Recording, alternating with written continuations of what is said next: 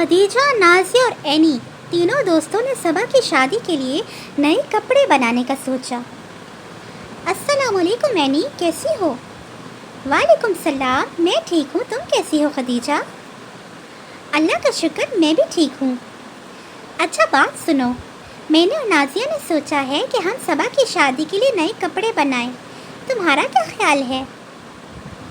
میں نے تو ابھی اس بارے میں کچھ بھی نہیں سوچا، میں تمہیں امی سے پوچھ کے بتاؤں گی۔ اوکے، اللہ حافظ۔ فون بند کرنے کے بعد اینی نے امی سے مشورہ کیا، امی جان، میں خدیجہ اور نازیہ کے ساتھ جا کر صبا کی شادی کے لیے نیا جوڑا لینے کل بازار چلے جاؤں؟ کیوں بیٹا جان، آپ نے ابھی تو بنائے تھے۔ امی جان، صبا ہماری بہت بہترین دوست ہے، مجھے نیا جوڑا پہننا ہے، پلیز پلیز پلیز امی جان، پلیز نا۔ اچھا بیٹا، کل بازار جائیں گے تو لے لینا۔ جی پیاری امی جان۔ بازار گئی تو دکان میں باجی نے جو کپڑے دکھائے ان میں سے اس کو کوئی پسند نہ آیا۔ امی کو بولی، امی جان، ویسے بھی میں نے پچھلے سال اپنے کپڑے خود سیے تھے، کیوں نہ اس بار بھی میں کپڑا اور اس کی باقی چیزیں بازار سے لے کر خود سلائی کر لوں، ویسے بھی شادی میں ابھی 10 دن باقی ہیں۔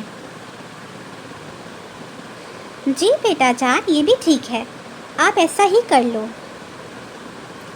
اینی نے خوشی خوشی سب چیزیں لی اور اگلے دن سلائی مشین پر اپنا جوڑا سینے بیٹھ گئی۔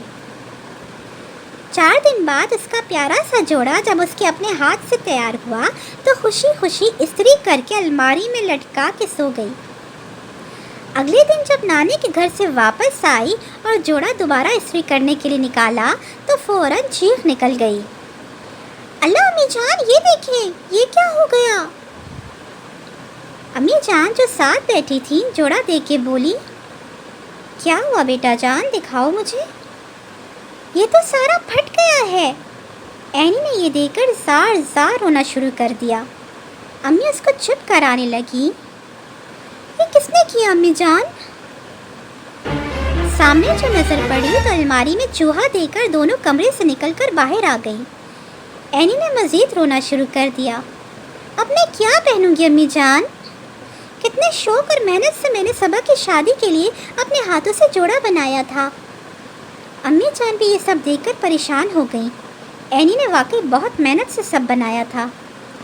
تھوڑی دیر بعد وہ چپ ہوئیں تو امی جان نے اسے سمجھانا شروع کر دیا، کوئی بات نہیں بیٹا جان، آپ ایسا کرنا کہ کل میرے ساتھ جا کر اپنے لیے دوسرا جوڑا خرید لینا، اب چپ بھی ہو جاؤ، دل نہ خفا کرو۔ رات ہوئی تو اینی نے سوچا کہ وہ امی کو کل پریشان نہیں کرے گی اور پچھلے سال جو جوڑا اس نے بنایا تھا وہی پہن کر صبا کی شادی میں چلی جائے گی۔ 2 دن بعد شادی کے لیے جو تیار ہوئی تو خوشی خوشی اپنی ساڑی نکالی اور تیار ہو کر شادی میں چلی گئی۔